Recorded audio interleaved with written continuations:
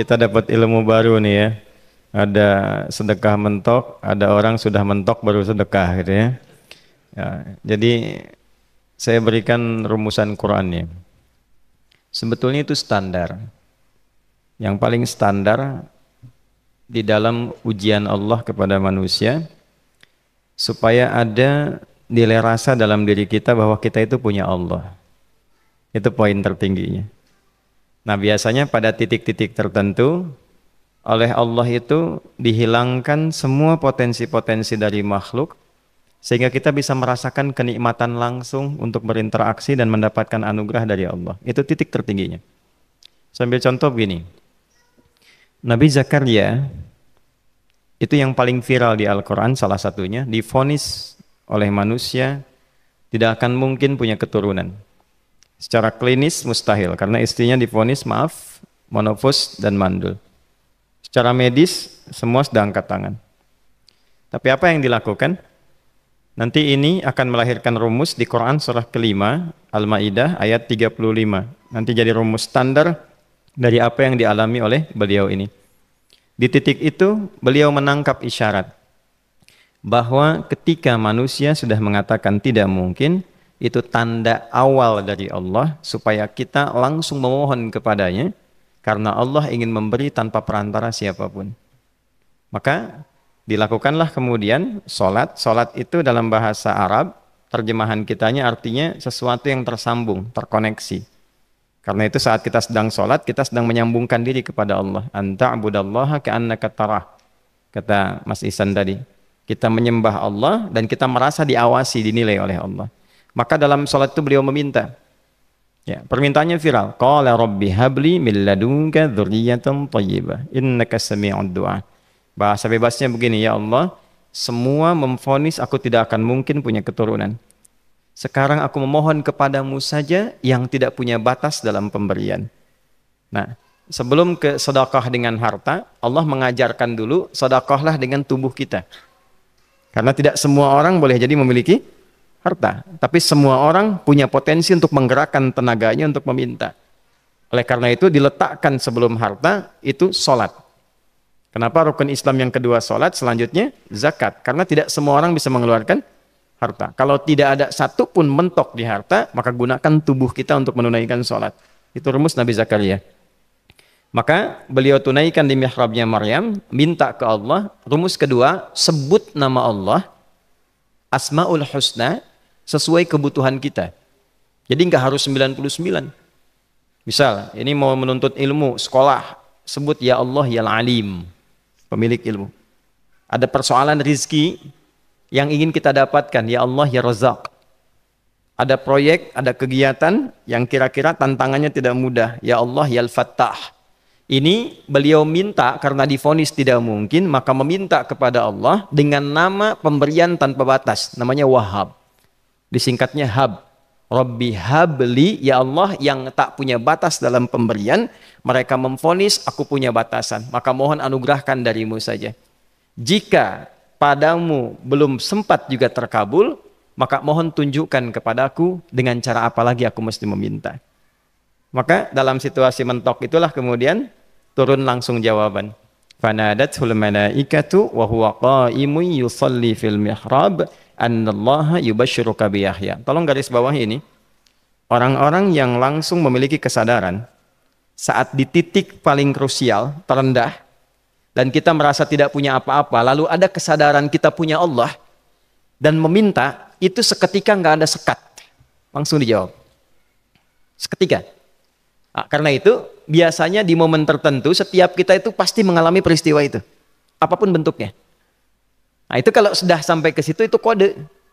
Jadi di Islam itu nggak ada pesimis, ya tidak ada pesimis dan jangan pernah melarutkan diri pada sebuah vonis sudah ini nggak mungkin, nggak akan dikabulkan. Nah itu jebakan setan. Karena declare pertama iblis ketika melakukan kesalahan itu kalimatnya jelas. Ana khairum minhu khalaqtani min narin wa khalaqtahu ya min tin. Saya lebih hebat, lebih bagus, Allah nggak mungkin, sudah nggak mungkin ada ampunan lagi. Jadi diteruskan kesimpulan ini karena nggak mungkin katanya diampuni, ya sudah bermaksiat saja. Karena nggak mungkin dikabul, ya sudah pesimis saja. Padahal di titik itu Allah sedang membuka. Temukan kata itu, temukan hubungan itu, minta itu tanpa sekat. Maka seketika malaikat turun menyampaikan, doamu dijawab. Itu sedang berdiri, baru selesai doa, belum selesai sholat, belum salam. Turun malaikat mengatakan, Allah kasih kabar, kamu akan punya anak, langsung namanya dari Allah Yahya. Jadi Yahya itu pemberian Allah. Ya, pemberian Allah. Yahya artinya hidup. Yang mustahil menurut manusia, lahir seorang bayi dari rahim perempuan yang divonis menopause dan mandul, kata Allah jadi dan hidup. Nah, rumus itu nanti terus dialami oleh para nabi, puncaknya di era Nabi Muhammad SAW, nanti melahirkan panduan di Quran surah 5 ayat 35. Ya ayyuhalladzina amanu ittaqullaha wabtaghu ilaihil wasilah. Perhatikan kalimatnya dengan detail ya. Hei semua orang yang masih merasa punya iman. Tuh iman kita disentuh. Jadi kalau mengalami persoalan di titik nadir, terendah, itu yang disoal oleh Allah imannya dulu. Kamu masih punya iman nggak? Orang beriman nggak mungkin pesimis. Orang beriman nggak akan putus asa. Orang beriman nggak akan bunuh diri. Imannya ditanya dulu. Katanya kau beriman, iman kamu di mana? Kalau masih punya iman, kata Allah, ini ujian dari saya supaya kamu nyebut saya. Katanya ingin mendekat, kata Allah kan? Ittaqullah. Nah ini rumusnya. Wabtaghu ilaihil wasilah. Kalau engkau pengen cepat dapat solusi, maka aku berikan perangkat untuk cepat mengabulkan doamu itu. Perangkat itulah disebut dengan takwa. Nah, takwa itu ada urutan 240 kali disebutkan dalam Al-Quran, dibagi pada 3 segmen. Segmen ibadah ritual, segmen ibadah sosial, satu lagi segmen rumah tangga. Ya, karena itu tinggal cari aja di ibadah ritual, misalnya sholat. Bangun tahajud malam, minta sama Allah, dekatkan diri kita. Salah satu kasusnya Nabi Zakaria. Ya, itu poin yang pertama. Yang kedua nanti ada maliyah sosial, itu yang tadi dipraktekkan, sedekah dengan harta. Ya, tidak harus banyak, yang penting Allah minta apa, ikhtiarkan, nggak akan dilihat berapapun nilainya. Yang dilihat itu ada nggak kemampuan mengimplementasikan imannya, itu poinnya. Titik itu, ya. Yang ketiga nanti di keluarga. Urutan pertama orang tua. Kata Ibnu Abbas radhiyallahu taala anhuma, tidak ada satupun aku melihat amalan tertinggi yang menarik perhatian Allah untuk memberikan ampunan pada orang taubat atau mengabulkan doa dengan cepat kecuali berbakti pada orang tua. Dan kisahnya viral sekali di Al-Bukhari, 3 orang terjebak dalam gua, kemudian tertutup batu besar karena berteduh hujan, tapi tertutup batu besar. Lalu ketiganya mendorong, tidak pernah bisa mengeluarkan tenaga yang mampu mengeluarkan mereka dari batu itu. Gak bisa gerak. Satu di antara 3 orang ini mengusulkan, sudah, ini tanda dari Allah. Jangan gunakan kekuatan kita lagi, kita diminta menggunakan kekuatan yang Allah berikan. Coba kita cari amalan rumus takwa tadi. Satu di antara 3 itu mengatakan, ya Allah, saya punya seorang ibu. Setiap kali saya berangkat kerja, saya akan selalu siapkan hidangan untuk ibu, khusus untuk susu sebelum tidur, itu saya yang minumkan langsung kepada beliau. Itu berlanjut selama hidup saya seperti yang kau ketahui.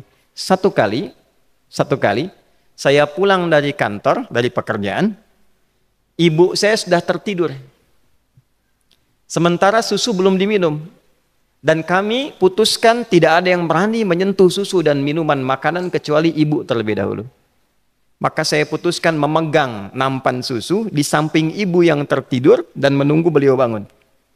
Tiba beliau bangun tengah malam, saya berikan susunya tanpa saya katakan saya telah menunggu cukup lama untuk memberikan susu itu. Ibunya nggak dibangunkan, dibiarkan istirahat dengan nyaman, begitu bangun diberikan susu tanpa komen sedikit pun. Nggak bilang, mas sebetulnya udah lama tadi nungguin ya. Langsung diberikan. Seketika ibu senang istirahat dan lalu mengatakan pria ini, ya Allah, jika engkau ridha dengan amalku ini, maka mohon bebaskan kami dari kungkungan batu ini. Lalu ketiganya berikhtiar mendorong, yang tadinya tidak punya kekuatan, seketika batu itu menggelinding dan membebaskan 3 orang itu. Nah itu persegi dalil yang sebetulnya jadi pedoman hidup. Dalil itu kan pedoman bahasa Arabnya. Pedoman berkehidupan. Kita di Islam itu lengkap. Jadi kalau kita mengalami kasus itu, dimanapun, ya, baik di kedudukan, di usaha, di pengetahuan, sudah mau ngapalin mentok, gitu ya, itu ujian.